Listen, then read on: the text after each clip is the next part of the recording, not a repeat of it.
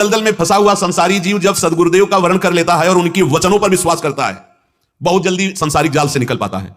पर जब शास्त्रों का स्वाध्याय करता है, इसीलिए भगवत ऋषि जी ने बहुत विचार करके कहा है, प्रथम सुने भागवत भक्त मुख भगवत बानी, इष्ट मिले और मन मिले, मिले भजन रस रीति, तहा निसंक होए मिलिए, तासो कीजिए प्रीति, नहीं फंस जाओगे शास्त्री जाल में। शास्त्र बहुत हैं, मतभेद बहुत हैं, द्वैत अद्वैत निर्गुण सगुण, अब क्या क्या, ये मार्ग वो मार्ग, इतने मतांतर हैं कि अगर सबके प्रवचन सुनोगे तो निकल ही नहीं पाओगे। बहुत सुलझने का मार्ग है। सांगोपांग उपासना से बहुत जल्दी भगवत प्राप्ति हो जाती है। एक संत, एक मंत्र, एक कंत, एक ग्रंथ, एक पंथ, इसे कहते हैं सांगोपांग उपासना। अब हमारे लिए कोई रास्ता ही नहीं है।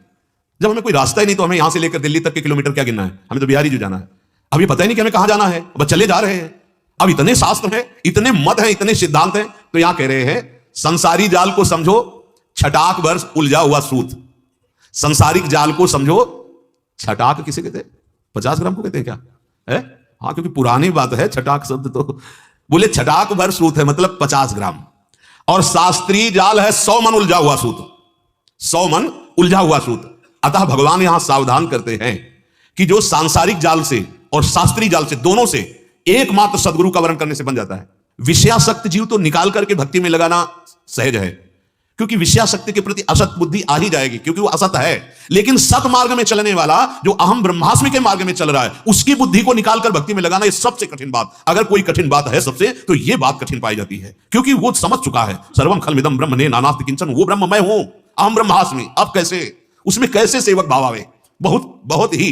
पर बलिहारी गुरु आपने, बलिहारी है गुरुदेव की, हाँ, कि उसे मसल करके इतना मुलायम बनाया और फिर बीज बो दिया। हाँ, आसाद से दास्यम वृषभानु जाया। इसीलिए कभी भी गुरु ऋण से तो ऋण हुआ ही नहीं जा सकता। आजीवन उनका दासत्व, उनसे कभी हम ऋण नहीं हो सकते। जो गुरुदेव ने प्रदान किया वो न कभी किसी साधना में प्राप्त होता, न कभी किसी शास्त्र से हम प्राप्त कर सकते थे। शास्त्रों में जो अनुभूतियां हैं, गुरुदेव ने ऐसा सरस करके दिया।